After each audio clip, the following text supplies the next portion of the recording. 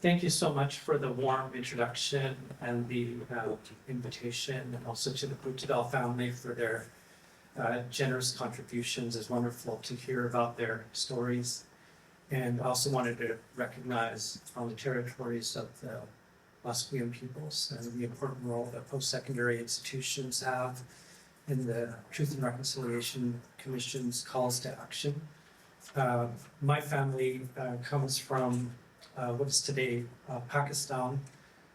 Through the colonial partition of that moment, my father was born before partition, my mother after they settled in rural BC and Shuaitma territory. And their arrival in Canada has to do with colonial histories as well, and we can go back into our own family stories where those entanglements are very real, and important role that universities play in trying to take up this work. Also wanted to recognize as well the vigil that's happening a little ways away. I had a chance to go there on a Sunday afternoon to Fraser and 41st. Deep level of trauma in our community, and many people who are affected in the coming days and weeks. And we do all look up the opportunities to contribute to the families that have been directly affected.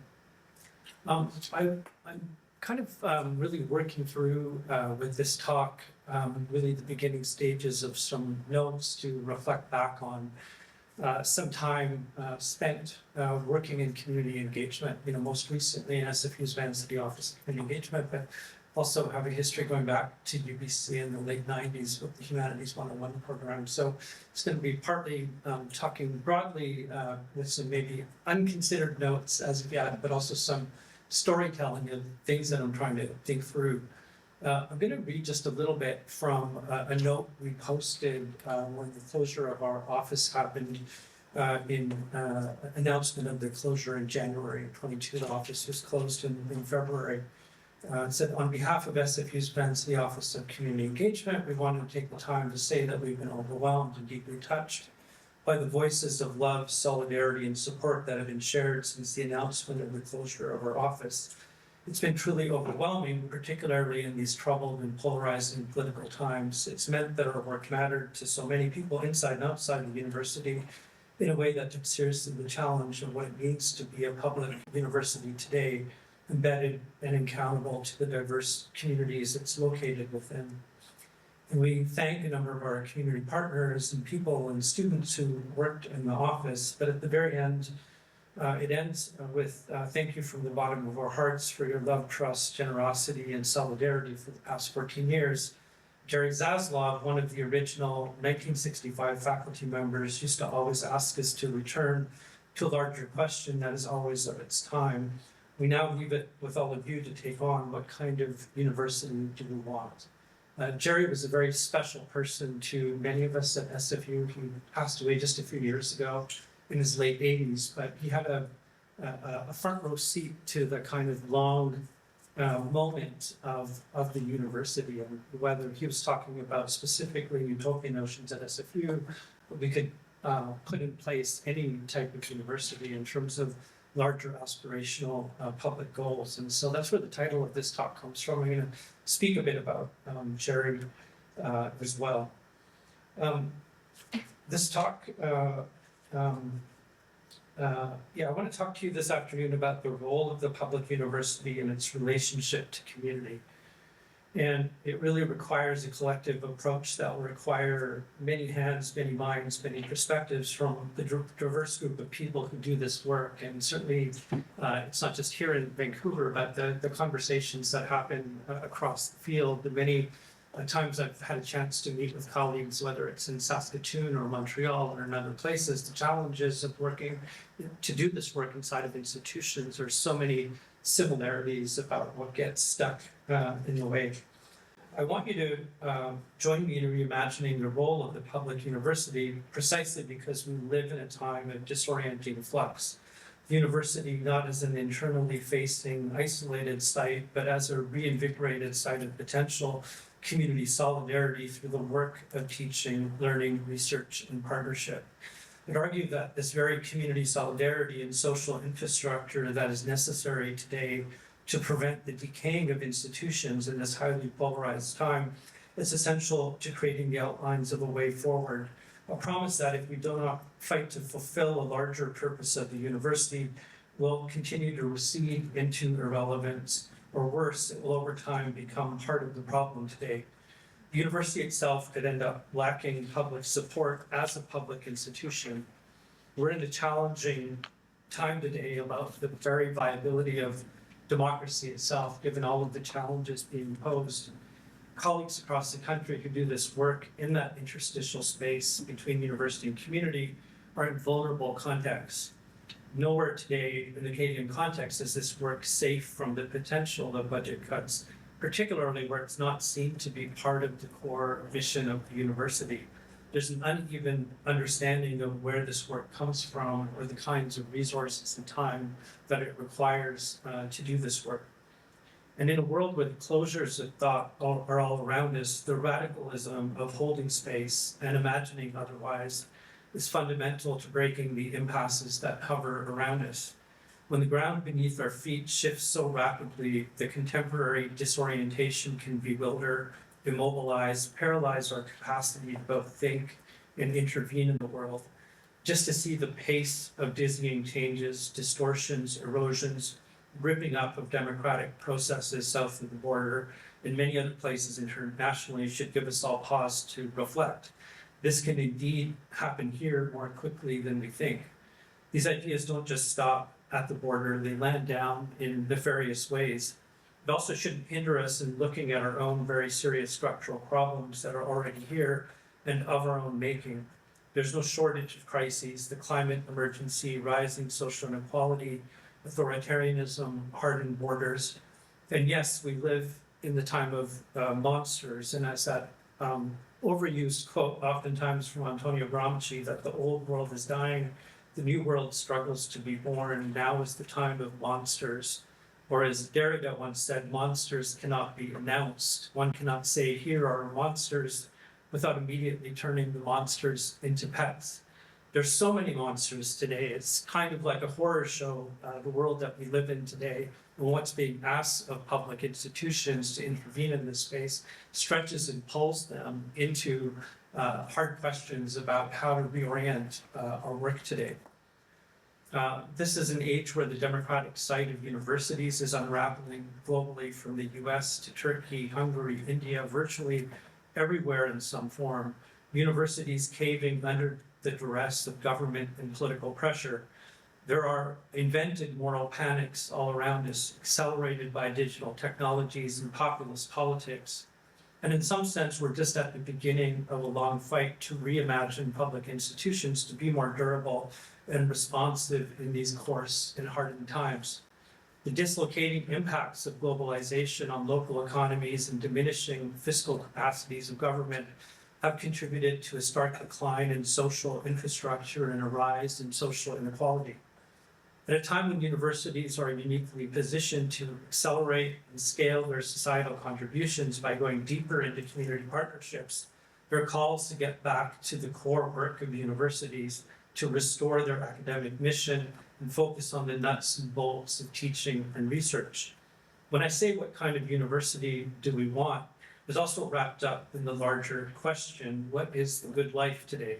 It is one of the earliest philosophical questions. It's not at all my argument today that all teaching and research ought to be community engaged, not at all. That would be a disaster. But we are today in a state of deep vulnerability to have these small interventions, relatively small budgetary contributions that do exist, rooted out, unsupported, without a durable orientation. There's a failure of imagination in post-secondary today, fueled by a narrow consulting class and a senior leadership that benchmarks the future direction of institutions in increasingly homogeneous and monolithic ways. In those hallways, the academic mission of the university is too narrowly defined. Community engagement is ultimately a method by which teaching, research, scholarship, and community partnerships enhance the public mission of the university through their considered entanglement. The academic mission and university community engagement are inextricably linked to the public mission of the university. Engagement is not something apart from it, is wrapped up in its very public purpose. University community engagement scholar Barbara Holland tells us that engagement must be intentional, measurable, and most of all, transformational, not just for communities, but for institutions themselves. Engagement, when done right, changes the university. It requires humility, reciprocity, the courage to share authority. This failure of the contemporary university to understand its role in community is what the scholar Timothy Eatman calls part of the shrinking imagination in higher education, the loss of community, trust, equality, and social justice. It makes a strong case for arts and culture and its relationship to public imagination. Eatman speaks of prophetic imagination, a term that is both spiritual and practical. He reminds us that knowledge is not the private property of scholars. It lives in community meetings, kitchens, barbershops, street corners, and sanctuaries. It lives in resistance and joy.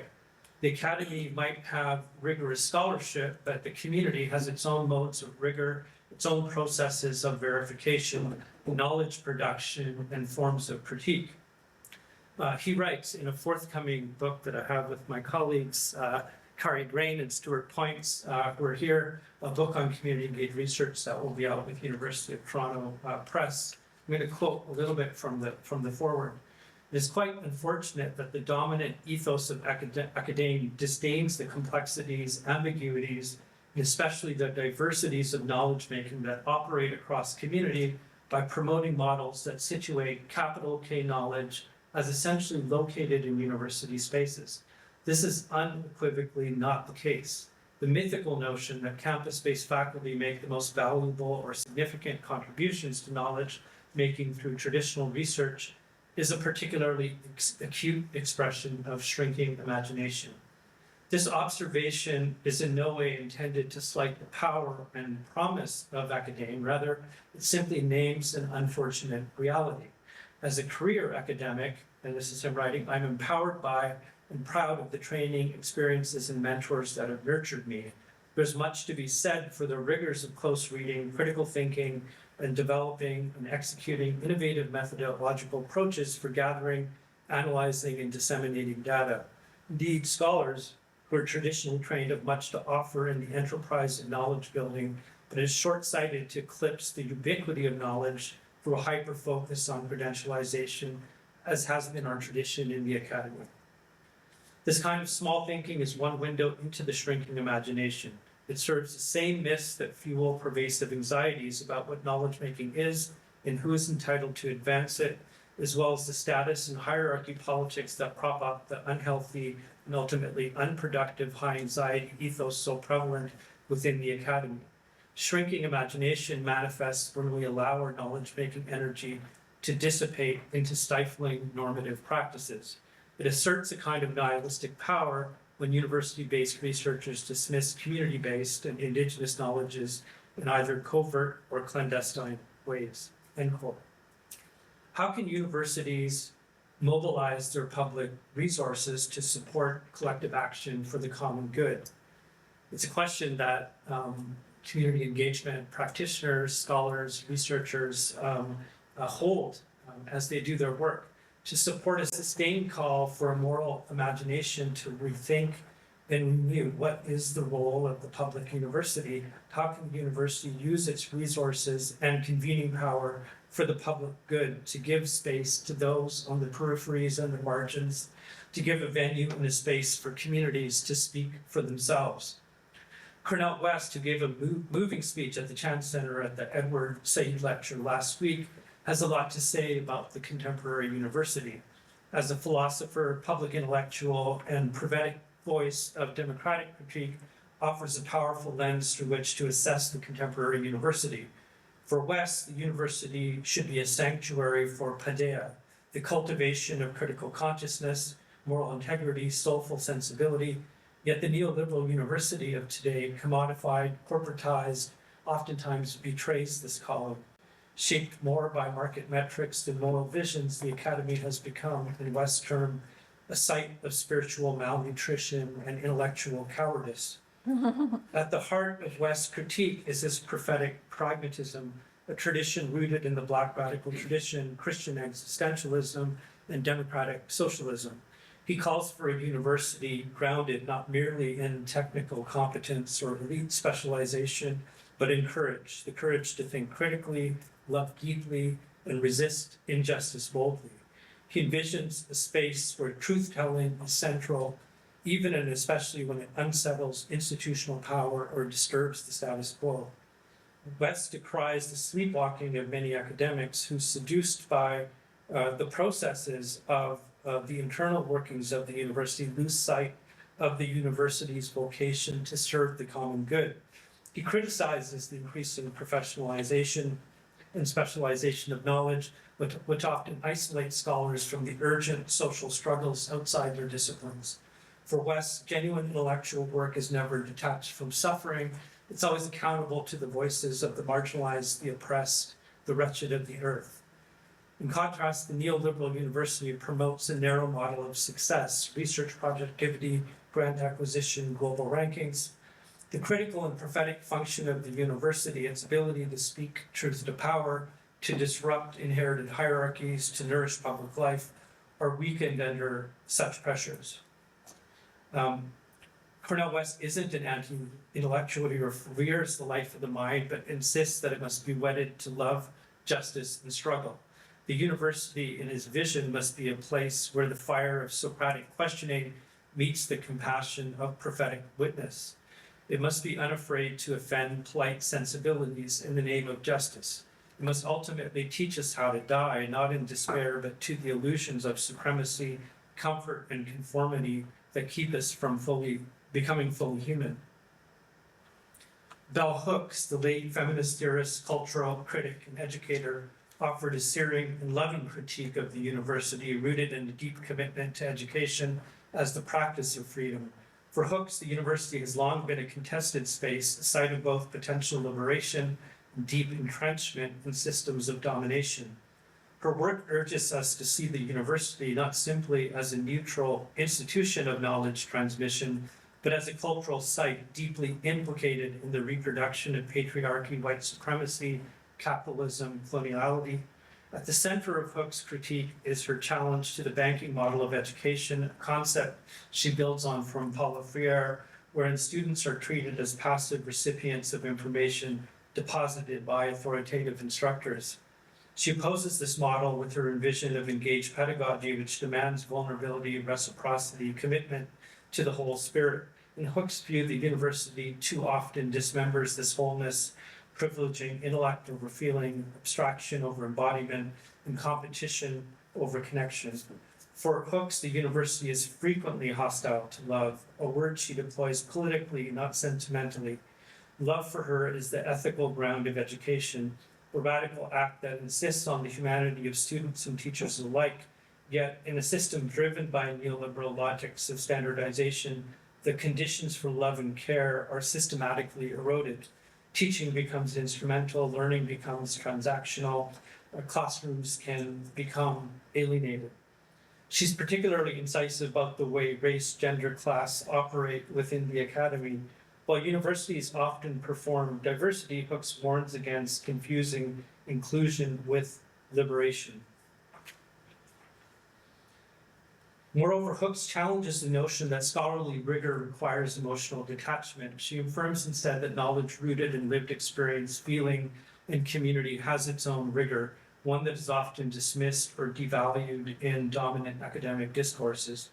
Despite her criticism, Hooks doesn't abandon the university, rather she believes in its potential as a space of possibility, a place where we might transgress the boundaries of traditional thought and hierarchical power. Hooks University is one where love and justice are not afterthoughts, but foundational principles. It is a place where the teacher's authority is not authoritarian, where students are co-creators of knowledge, where education becomes a radical practice of becoming. Anything less, she suggests, is mere indoctrination disguised as enlightenment. The neo-utopic university projects of the 1960s were tamed and made to perform, according to the late Jerry Zaslav, one of the original 1965 faculty members from SFU. In his article, From the Guerrilla Classroom to the University of Excess, he reminds us that the anti-war movement and critiques of the military-industrial complex once shaped radical pedagogies. Education was seen not just as competence or credential, but as a displaced radical pedagogy offered to those who we refer to as those who stand at the door of the future and carry the weight of suffering in the world. Access to education for non-traditional students was part of that fight for social justice, part of the movement, for example, of community colleges around this province, in rural areas of the province to increase access to higher education when those doors to access or the idea of the university was viewed as something not for these communities. That those fights and that openness, there's a lived history of attempting to make education more accessible. But access to education for non-traditional students was part of that fight for justice and part of the movement to increase access to higher education, and the political prospect of linking ideas to material reality, of forging new epistemology, and what Jerry Zaslav called a new poetics. But sometimes we can view our students becoming exiles from the university, which itself threatens to become a mockery of the public sphere. What kind of society do we want? What is this institution doing here? How is it different than the others? How does it interface with the past, present, and the future? Those were questions that Jerry held close to him for his whole life.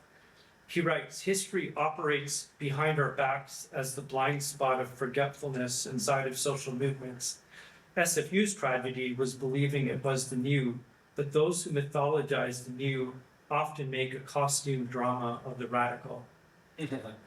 What does it mean to hold space in multiple registers? The weight of code switching between university bureaucracies, nonprofit organizations, neighborhood residents, the local and the international. How do we define community?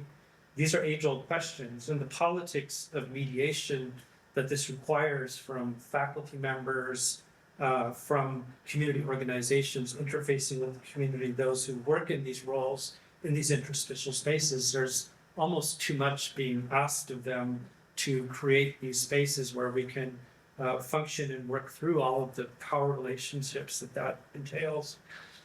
Solidarity, participation, engagement that leads to collective action, which has profound pedagogical and transformative value. What does community-led research, community-led engagement at the university look like? And surely, I think all of us, whether we're faculty members or staff, can say we don't go far enough because of our internal systems don't allow us to. And oftentimes that's the limits or the failures of this work that we all inhabit inside of. And his theses on the philosophy of history, and I know this is an often overused example, but since I mentioned Jerry Zaslav, and to not talk about Walter Benjamin, it would be very difficult. Walter Benjamin offers the haunting image of the angel of history, eyes wide, wings outstretched, blown backwards into the future by a storm called progress, while before him piles the wreckage of history, catastrophe upon catastrophe. And today that same storm gathers forth within the very institutions once imagined as bulwarks against such historical amnesia, among them the university. The university, particularly the public one where we have higher aspirations for, aspired to be a place where historical consciousness was cultivated, where memory of the dead was kept alive, where critique could resist the flattening force of the present. It was meant to be a site not only of learning, but of remembrance, of care for the unfinished struggles that precede us. But increasingly, the university has itself become a mechanism of the storm, swept up in managerial rationalities, corporatized logics, the imperatives of innovation and impact that sever knowledge from its social, ethical, historical moorings. We speak of forward-looking institutions of universities that are future-ready, but what future is this? And what is its relationship to forgetting? What future is this when the entire disciplines are evaluated not by their capacity to generate understanding, but by their market utility, by the budgetary constraints placed upon them? Tony Judt, in his urgent and elegiac work, Ill Fares the Land, a wonderful historian who wrote the book post-war, warned us that we were sleepwalking towards a future in which public institutions, the university included, become shadows of their former selves. Jude wrote not with abstract concern, but with moral clarity. And I'm quoting him here, "Something is profoundly wrong with the way we live today. For 30 years, we have made a virtue out of the pursuit of material self-interest. Indeed, this very pursuit now constitutes whatever remains of our sense of collective purpose. We know what things cost, have no idea what they're worth. We no longer ask of a judicial ruling or a legislative act, is it good? Is it fair? Is it just? Is it right? Will it help bring about a better society or a better world? Those used to be the political questions, even if they invited no easy answers. We must learn once again to pose them. If we have learned anything from the last century, it is that societies need shared narratives, collective hopes, a sense of moral purpose. Without them, they decay." End quote. And yet our universities increasingly resemble managerial bureaucracies rather than moral communities. And perhaps the modern university, too, at some point was a utopian project, but nowhere imagined into being. And when we look at this city, one university placed on a mountain, another on the edge of Point Grey, it's relationships to community, although historically they certainly go through periods where that relationship is severed or made questionable as a result of that geographic, spatial, and sometimes intellectual distance. And so what are universities trying to say when it refers to languages in their strategic plan? And this is multiple universities to restore the academic mission of the university. When the role of the university is limited to core areas like teaching and research, what gets left behind in the cracks and the crevices, and is it recoverable? We must resist the evacuation of the larger public mission of the university. In Plato's Apology reminds us that Socrates was sentenced to death for corrupting the youth, not with weapons or wealth, but with questions. He asked young people to question the assumption of why things were the way they are, to interrogate the polis, to wonder aloud what is justice and who benefits from the way things are. The university must have the capacity to be a sanctuary for dangerous questions, a site of corruption, if by corruption we mean refusing to inherit the assumptions of the world passively and instead daring to remake it. To do that properly, in my view, it must be done in partnership with community. Paulo Freire in Pedagogy of the Oppressed reminds us that education is neutral. It either functions to domesticate or it functions to liberate. Education as a practice of freedom is not a mere transfer of knowledge, but the co-creation of meaning. Ivan Illich in Deschooling Society took this further. He argued that the institutionalization of education severs learning from justice. Most learning, Illich writes, is not the result of instruction, it's rather the result of unhampered participation in a meaningful setting. Immanuel Kant, writing under Prussian censorship in the 1790s, in his work, The Conflict of the Faculties, defended the philosophical faculty, the one least accountable to the state and the most accountable to reason. He contrasted it with theology, law, and medicine, faculties whose proximity to power made them instruments of it. The philosopher Kant argued must retain the right to ask unpopular questions. Why? Because the health of the body politic depends on the freedom of the mind. Kant's insight is as vital now as it was in the 1790s. Today, governments try to coerce universities. We see that happening at Columbia, University of Pennsylvania, many places. Wendy Brown, in Undoing the Demos, warns that universities have absorbed the acid logic of the liberal rationality.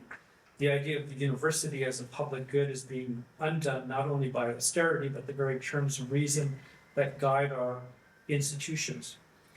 We're here to model courage in some kind of way at universities, to corrupt the youth, not with cynicism, but with care. The future of the university depends on those willing to take risks, to risk censure, to be outcast, to live otherwise.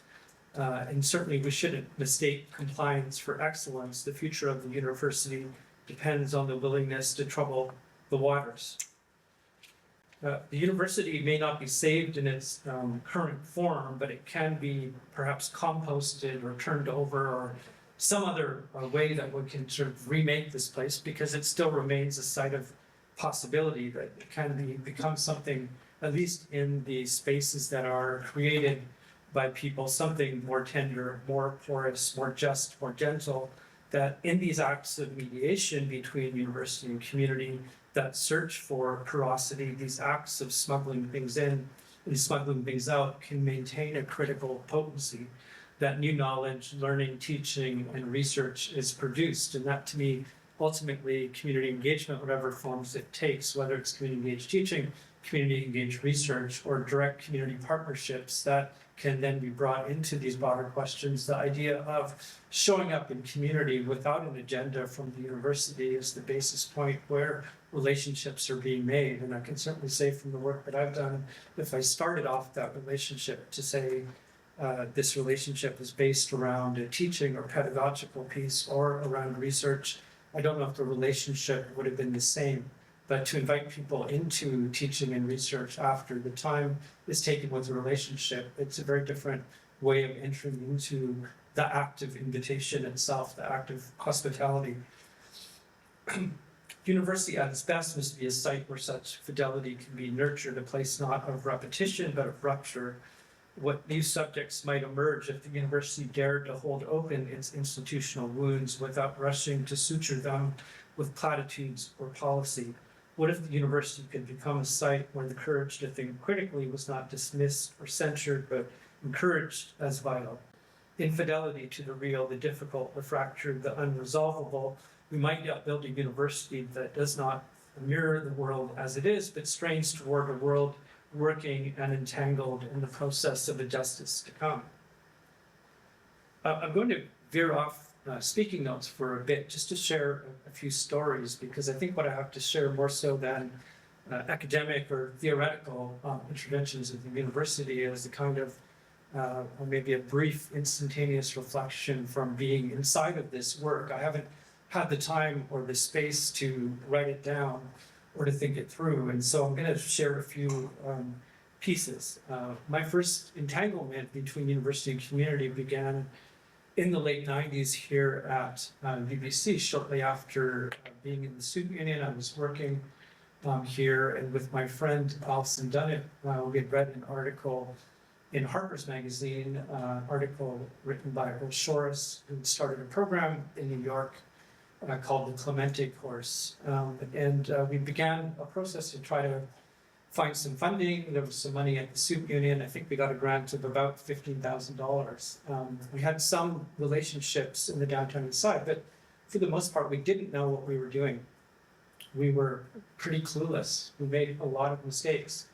But the broader idea of that program, the idea that we can open up the doors of the university, that this is a public institution, we have public library, we have books, we have access to community centers, that the students that we talked to that came from the downtown east side, by being able to provide library cards, by being able to open up these institutions, it actually didn't cost the university anything, because these were already part of the core operating of the university, that in this place of wealth, privilege, a number of things, that if we actually broke down these systems, we could open doors and provide a type of opportunity for people. And the way that Earl Shores had articulated is that the reason why somebody from an inner city neighborhood would want to study philosophy or English is why anyone else would want to do that, to be connected to larger ideas and to reflect on a human life. We were also able to get,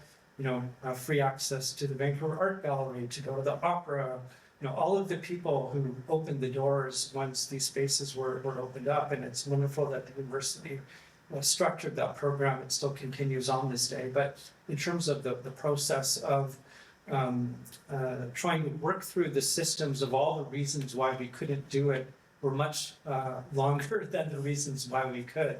And everybody who helped open the doors, from the head librarian at UBC to other places, we're like, this is, it's against the rules, but don't tell anyone. We're gonna just kind of do this, and here's some library cards. And so this is when we talk about the act of smuggling, everyone broke a policy or a guideline, and this question of why is it there in the first place. And I'll speak a little bit later to the work at SFU, where we worked with around an Indigenous ceremony that needed to happen late at night. All of the lights needed to be turned off. The fire alarm needed to be turned off because of the burning that was going to be happening. We got all of the fire alarms were turned off. We did all these backroom moves to make this thing happen. And, on that one night, we probably violated something like 25 to 30 policies of the university. So there's always a reason why things can't be done, and there's good reasons why these large public institutions have these things in place. But on the one hand, you have universities that are out and out supportive of community engagement. At the same time, the infrastructure is not there to support it, and most of the work, whether you're faculty members or staff, is in that entangled space of code switching between these spaces and expectations of how to do this work in a proper way. It's the unseen labor of this work that I'm sure we can have a therapy session on this very, very easily. I want to speak also around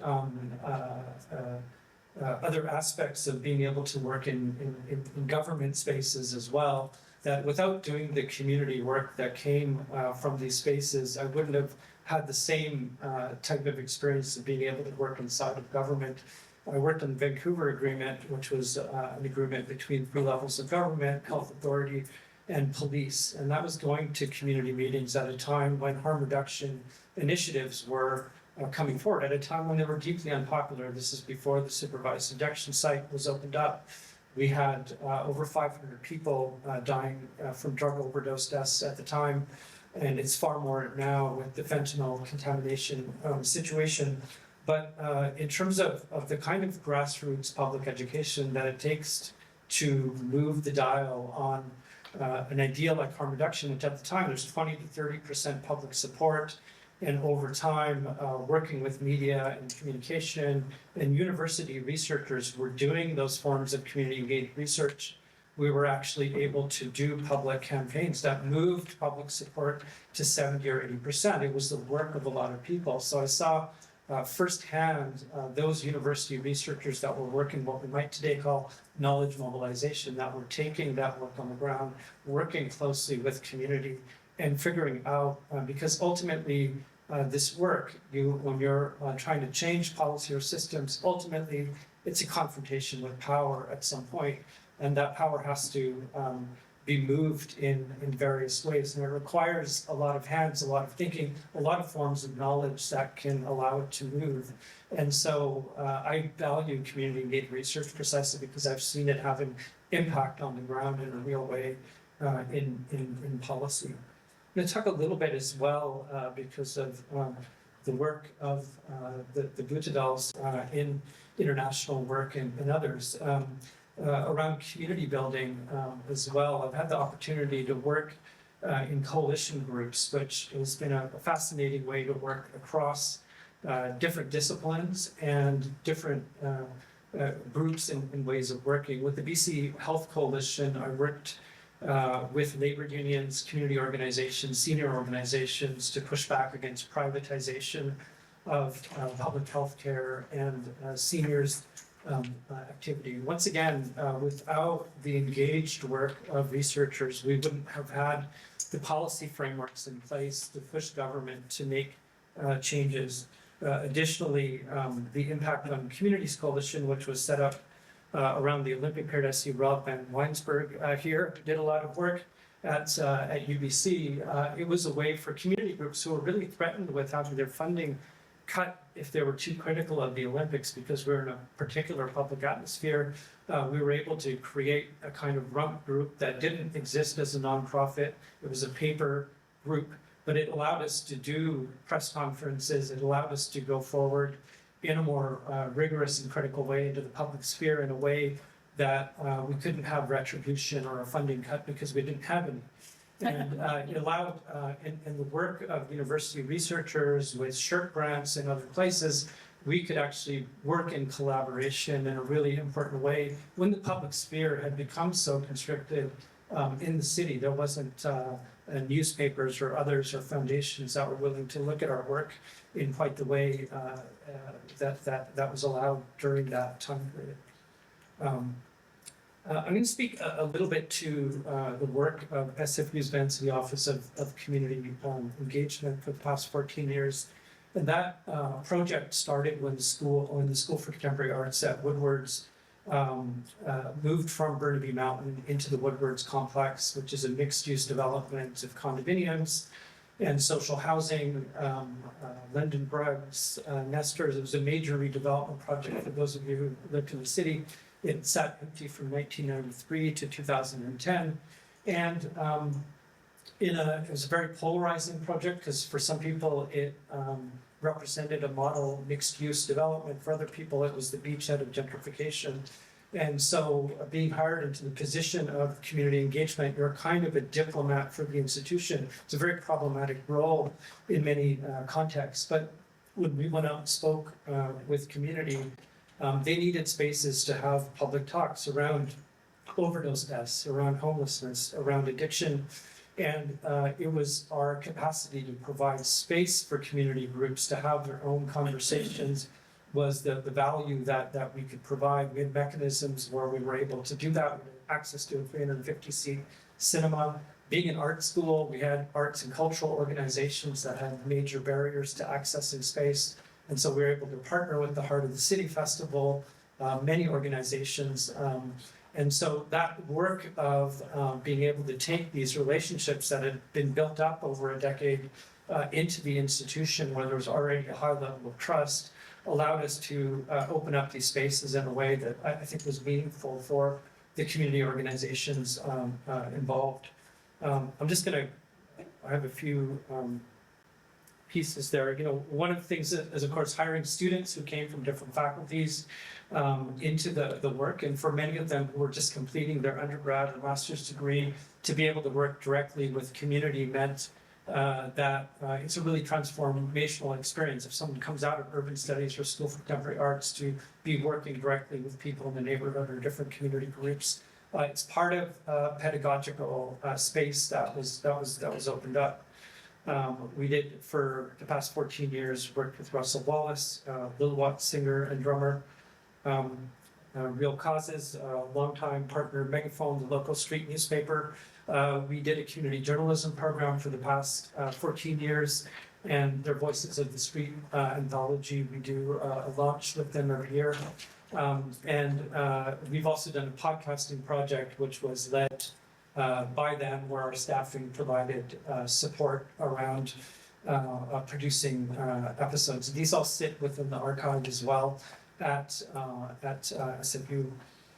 Kieran Jameson Dance is a dance practice with the Carnegie dancers, and once again we provide space. They perform at the Heart of the City Festival, and also our graduate students then also become embedded with these projects as well. And so as Karen is looking to retire, there's been former students who have been involved in that project. Just for the sake of time, I'll move through. Below the Radar was a podcast. We started out of 312 Main Street. I'll speak a little bit about that project. It opened in 2018. 312 Main Street is the former police station at Main and Cordova. It's owned by the city of Vancouver. It was going to be, it's a 100,000 square foot building that was going to be turned into a tech center. And there was an alternative proposal that came forward from the Vancity Community Foundation that included SFU and a number of nonprofit community organizations that were being gentrified out of the neighborhood as an alternative proposal to a tech center. And you know, it was over budget as a project. It was a very complicated renewal, but right now there are dozens of community organizations that have moved in, including the Union of BC Indian Chiefs, Megaphone Magazines, a number of partners that we have worked with over the years in a co-working space. And the Community Engaged Research Initiative, where I work with Stuart and Kari, is also based there. And so beyond, just hold it for each full name. I'll bypass some of these pieces because I think they're going to come up in the Q&A. And Actually, I'll leave this up here. This was actually an image from Peter Bruegel, the elder, called Big Fish Eat Little Fish. And when Jerry Zaslav gave a talk, I moderated it with 3 people, and that talk was also called What Kind of University Do We Want? Jerry's sort of prophetic piece looking into the future around the idea of the utopian university and its challenges. This was his piece from art history he wanted to put forward. I'm just going to close with some thoughts, and then we can get into a conversation. I have a whole bunch of other material, but I think it'd be good to get into conversation.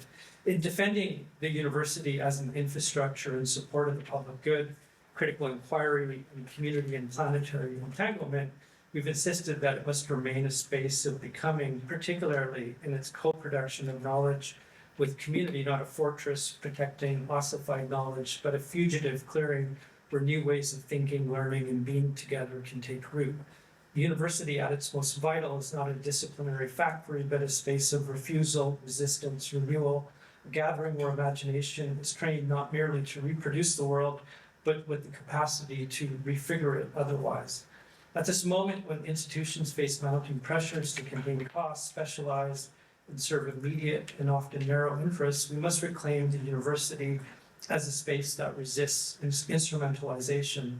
When education is reduced to economic outputs, the capacities for critical thought, ethical reasoning, and democratic engagement are eroded, precisely because the university does not and should not always answer to the demands of the market or national interests. It remains uniquely capable of hosting the difficult, tender, and transformative conversations our time demands. But this reclamation can't be nostalgic. The invocation of a past golden age of the university risks erasing both its colonial entanglements and the exclusions that have long structured it. The university has often been complicit in the reproduction of global hierarchies. Therefore, the task is not to restore a mythic past, but to reimagine the future. A university that learns to move differently, not faster, not more efficiently, but with a different sense of time, attuned to slowness, receptivity, and shared inquiry. It's a call for an unruly, imaginative, courageous, critical engagement, a call to educators, students, administrators, and community members alike to refuse the reduction of education to credentialing and to insist on the dignity of asking questions without prescriptive answers. Echoing Judith Butler's defense of academic freedom, it's a call to think with risk, to honor the labor of thinking across difference, and to protect the fragile, necessary spaces where transformative learning can take place. To be willing to be changed by what we encounter, to unsettle our own assumptions about what knowledge is for and whom it should serve, the university as a site of a justice to come, open-ended, incalculable, unfinished, is not a sentimental idea, but a necessary and radical proposition. This then is it's an invitation not to shy away from the messiness of engagement, to step more deeply into it, to recognize that every lecture, every seminar, every community partnership is an opportunity to enact a different politics, one grounded in curiosity, care, and solidarity. In doing so, we line ourselves with a long tradition that understands education as a practice of freedom, not domination. We join those who imagine the university not as a monolith to be defended, but as a living, breathing experiment, always in process, always in relations, always subject to renegotiation. The work isn't easy, it's often complicated. We often stumble into our own processes inside the university. To ask what kind of university do we want? It's not a rhetorical question, it's an ethical and political challenge that demands bold, uncompromising action. University is caught between its emancipatory promise and encroachments of neoliberal rationality, managerialism, market-driven homogenization. And to confront this reality is to acknowledge that the university we inhabit is increasingly shaped by forces indifferent to critical thought, public service, or social justice. But this is our public university, and we're not powerless. Our task is not only to resist this erosion, but dare to build it in a different way. And we need to reject the illusion of neutrality, a university that refuses to engage with the power structures that shape our lives, that pretend to stand apart from politics or community. Or as Howard Zinn, and often overquoted as well, you can't be neutral on a moving train. The university that we want prepares students to live more courageously and imaginatively. And we know what's at stake. We see governments interfering in governance, fueling culture wars, weaponizing public discourse against critical thought. We see the consequences of invented moral panics, managerial overreach, self-censorship. And so we say, let's make this university, by experimenting with its limit points and its closures, a university where the impossible becomes thinkable, where the dominant order is not reproduced but questioned, where knowledge is not enclosed but shared, where there is a relationship to justice to come. University will not be easy to build or to recreate or to create these small spaces where this might even be possible. Let's dare to create a university that we want, one that is alive, insurgent, and fiercely committed to the public good, one that requires our collective attention and labor, a university that remains in its most vital moments, a living experiment in radical prophetic imagination, collective transformation, borderless solidarities, one where community-led knowledge is on equal footing with anything produced inside of the university itself. Thank you for listening.